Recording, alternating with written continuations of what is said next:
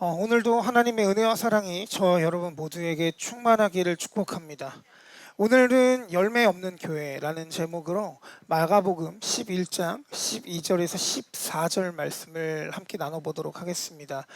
네, 우리는 요즘 질문을 설교로 함께 나누는 컨텐츠를 진행을 하고 있죠. 그래서 오늘도 역시 질문이 있습니다. 이거는 무려 두 분이 동일한 질문을 해주셨어요. 두 분이 동일한 질문을 해주셔서 어떤 질문인가 보니까 똑같습니다. 예수님은 왜 무화과 나무를 저주하셨느냐라는 질문이었습니다. 의미를 모르겠다는 거죠. 그래서 예수님이 이 무화과 나무를 저주하신 사건과 그 의미, 그리고 우리는 오늘을 어떻게 살아가야 되는가, 이 세 가지에 대해서 좀 나누어 보도록 하겠습니다. 자, 그렇게 하려면 마가복음의 이제 내용들을 알아봐야 되겠죠. 마가복음 11장에 등장하는 내용에 보면 오늘 본문 앞쪽에 예수님께서 예루살렘 성에 입성하시는 장면이 나옵니다. 그래서 이 입성 장면을 그냥 요약해서 살펴보면 예수님이 이제 제자들을 보내셔서 나귀를 이제 얻어 오십니다.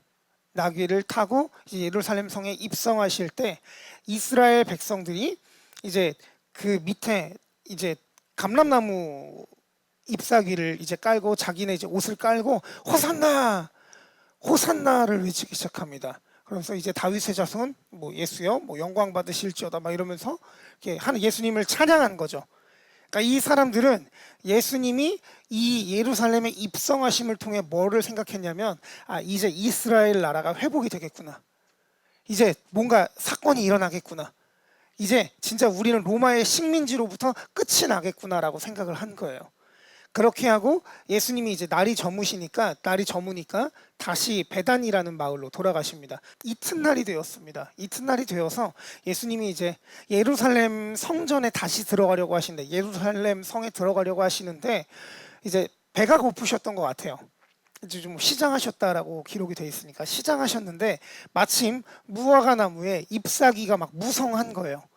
그래서 거기 뭐가 있나 기대하고 무화과 나무 앞으로 가셨는데 열매가 없는 겁니다. 그래서 이 나무를 저주하세요. 너 다시는 열매 못 맺을 줄 알아라. 저주하세요. 그런데 자, 그 성경에 이제 단서가 달려 있습니다.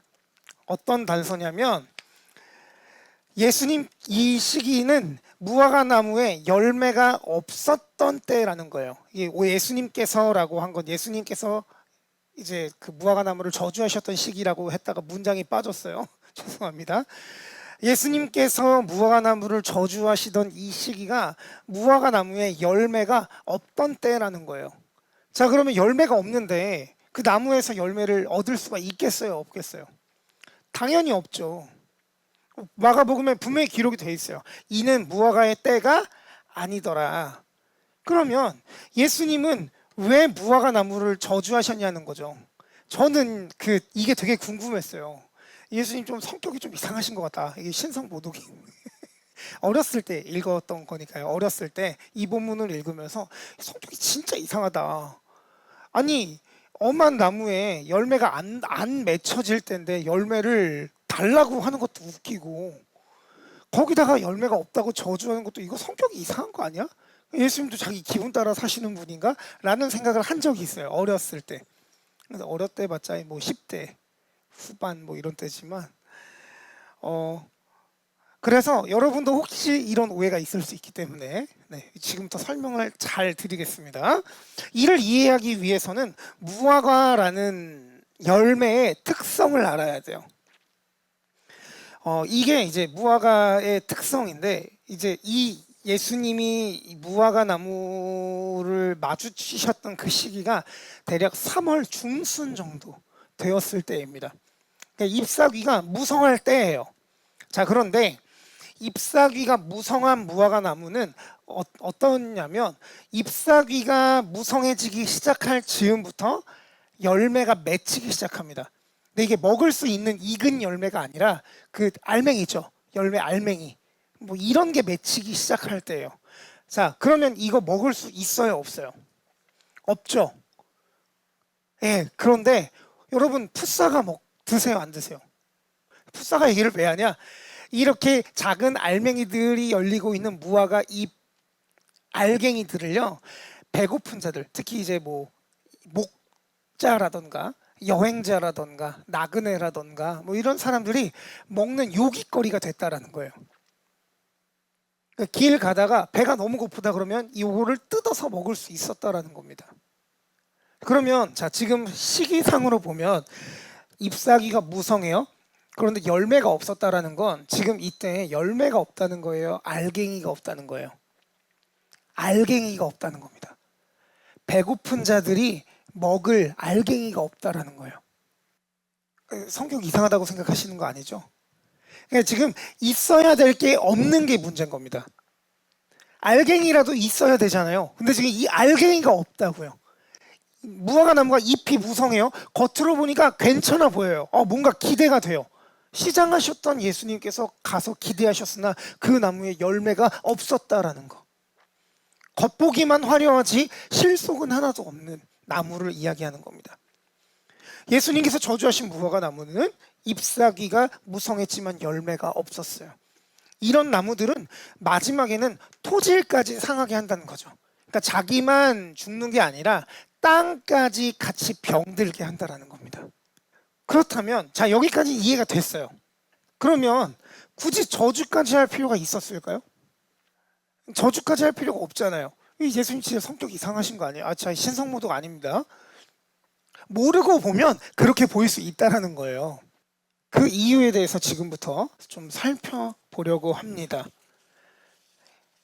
이를 알기 위해서는 우리가 알아야 될 게 있는데 바로 마가복음 11장의 구조예요. 자, 지금부터 잘 보십시오.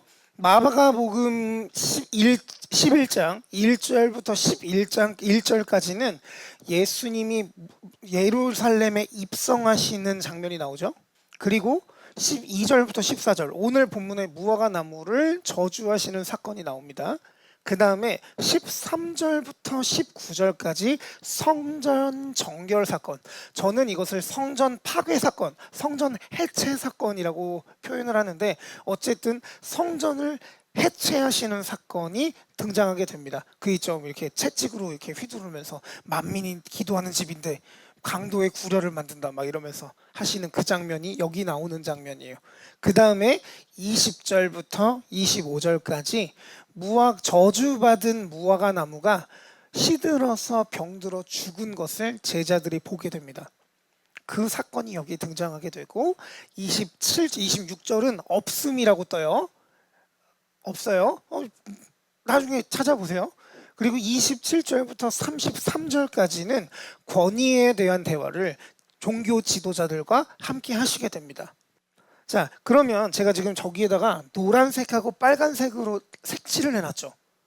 그렇다라는 얘기는 저게 굉장히 중요하다라는 이야기가 되겠습니다. 자, 지금 무화과 나무를 저주하신 사건과 그 사이에 뭐가 있어요? 성전 정결 사건, 성전 해체 사건이 있죠. 즉 예수님께서 무화과 나무를 저주하신 것은 그분이 성전을 파괴하신 사건과 긴밀한 연관이 있다는 거예요. 이해되셨을까요? 어렵지 않으시죠? 자, 그러면 여기에서 열매 없는 무화과 나무란 외관만 화려했던 당시의 예루살렘 성전을 의미하는 겁니다. 실제로 있어야 할 것이 없고 없어야 할 것이 있는, 겉보기에만 화려하고 속은 썩어가는 회칠한 무덤 같은 당시의 이스라엘의 신앙을 말하는 거예요. 이런 성전은 결국은 어떻게 돼요? 무화과 나무가 어떻게 되죠? 결국은 시들어서 죽죠. 그러면 이것에 대변되는 외관만 화려한 성전은 어떻게 되겠어요? 결국은 없어져요. 심판을 받게 되는 겁니다. 즉 바꿔 말하면 우리가 있어야 할 것, 우리가 정말 신앙을 가지고 살아간다면 있어야 할 것이 있어야 되는데 없다면 어떻게 된다?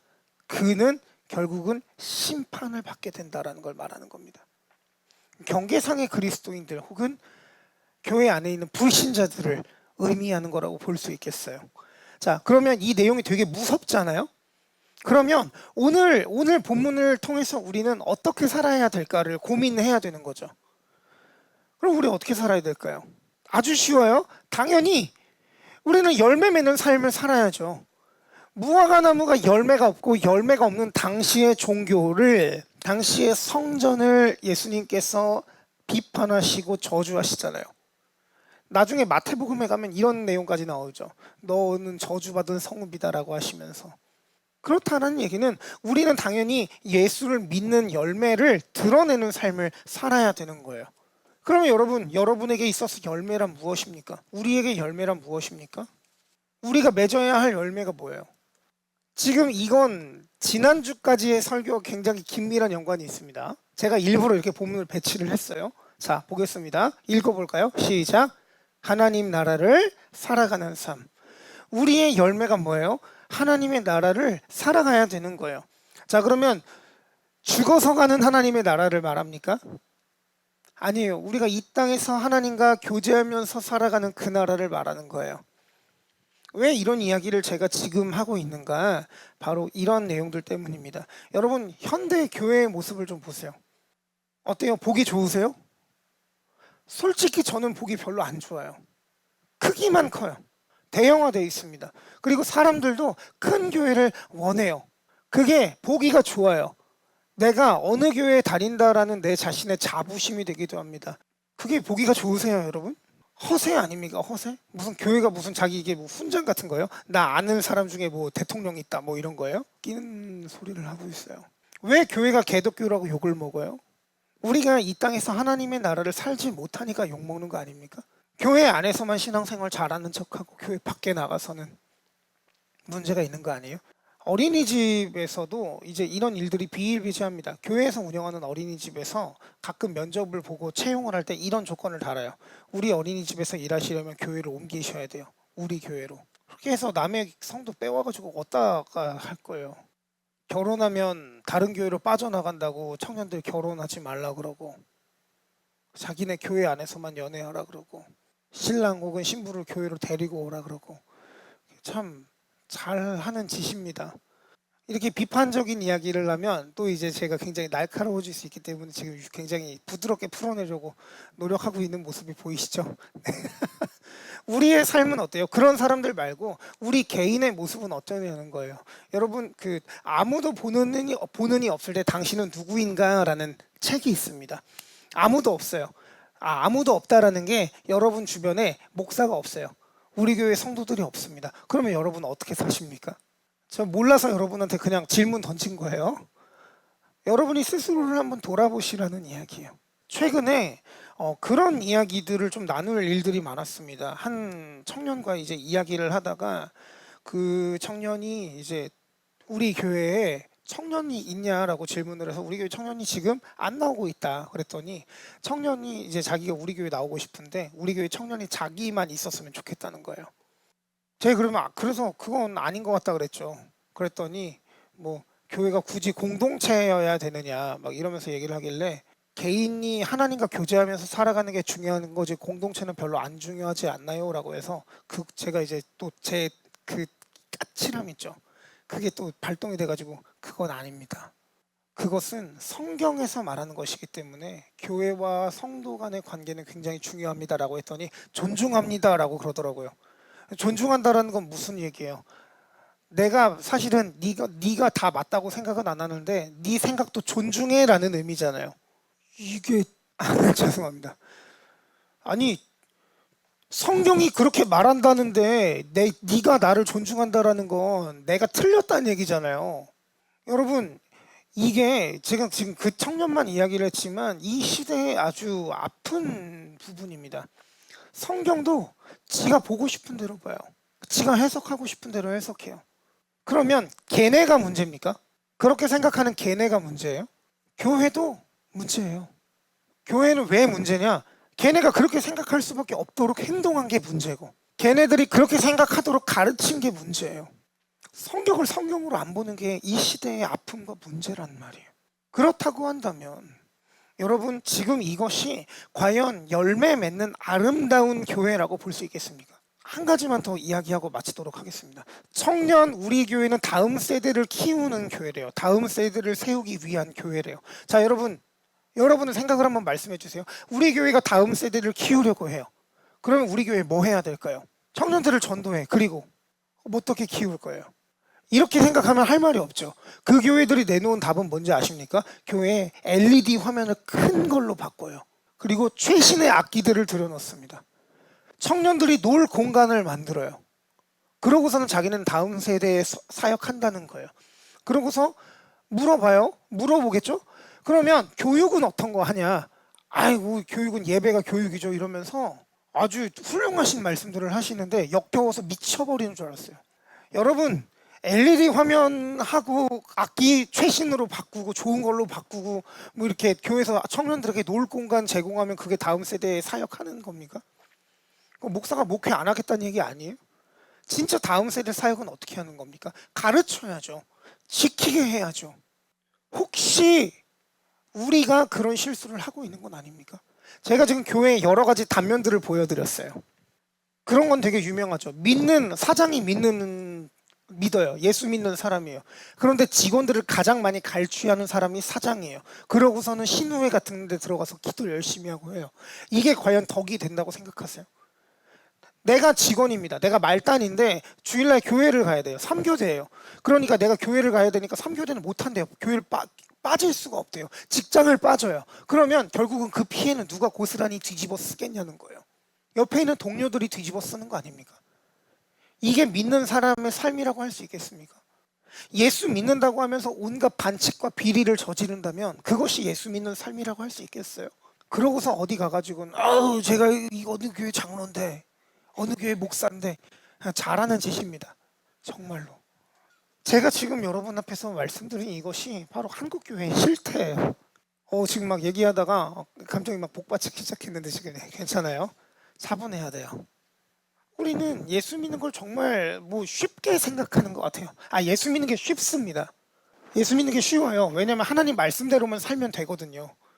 이만큼 간단하고 쉬운 게 뭐가 있어요? 그런데 우리의 문제는 이 간단한 것을 교회 생활과 신앙 생활을 동일시해서 생기는 그 역설 안에서 살고 있기 때문에 어려운 거예요. 아버지 만나러 교회 간대요. 하나님 만나러 교회 가야 되겠대요.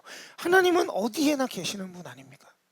이런 것들이 교회가 열매를 맺지 못하는 안타까운 일들을 계속해서 우리 가운데 만들어내고 있다는 이야기입니다. 여러분, 그래서 저는 감히 여러분 앞에 이렇게 말씀드리고 싶습니다. 우리는 교회의 외형에 집중해서는 안 되겠어요. 우리는 내가 권사네, 장로네, 목사네 하는 이런 허접한 것들에 목숨 걸어서는 안 되겠습니다.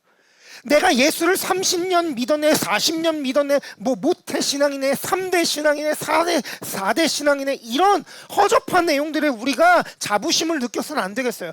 물론 그게 자부심을 느끼고 자랑해야 될 일이죠. 언제요? 내가 삶이 하나님의 말씀에 비춰볼 때 내가 하나님의 말씀대로 가고 있어야 되는 거 아닙니까? 우리는 우리의 삶 속에 드러나는 하나님의 나라에 관심을 가져야 되는 거예요. 여러분, 우리의 삶 속에 드러나는 하나님의 나라가 어떤 겁니까? 나중에 이 주제를 따로 다루려고 제가 지금 준비 중에 있는데 어떤 거냐면 간단하게 말씀드릴게요. 서로 사랑하는 곳이 하나님의 나라입니다. 나보다 남을 더 높게 여기는 게 하나님의 나라예요. 남을 세우고 내가 그 밑에 내려가서 그를 섬기는 것이 하나님의 나라라고요. 목사를 섬기는 게 하나님의 나라가 아니에요. 나 때문에 다른 사람들이 예수 믿는 사람은 뭔가 다르구나라는 것을 삶에서 보이는 게 예수를 믿는 거란 말이에요. 이 모습을 누가 보여주셨어요? 예수 그리스도께서 보여주셨습니다. 지난주에 그 이미지 기억나시죠? 제자들의 발을 씻겨주셨어요. 자신이 십자가를 지셨어요. 자신의 아들들을 죽인 원수를 자신의 양아들을 삼았어요. 여러분, 이것이 우리가 하나님의 나라를 살아가는 자로서 맺어야 할 열매라는 사실을 기억하시기 바랍니다. 너는 잘하냐? 아니요. 죄송해요. 저도 잘 못해요. 그래서 우리가 같이 해나갔으면 좋겠습니다. 같이 그 나라를 살아갔으면 좋겠어요. 오늘 현재를 종말의 때라고 합니다. 사도 바울이 종말로 형제들아라고 하면서 우리들에게 이야기해요. 이때, 이 종말의 때에 하나님의 나라를 살아가고 선포하는 우리 모두가 되기를 예수님의 이름으로 축원합니다. 기도하겠습니다.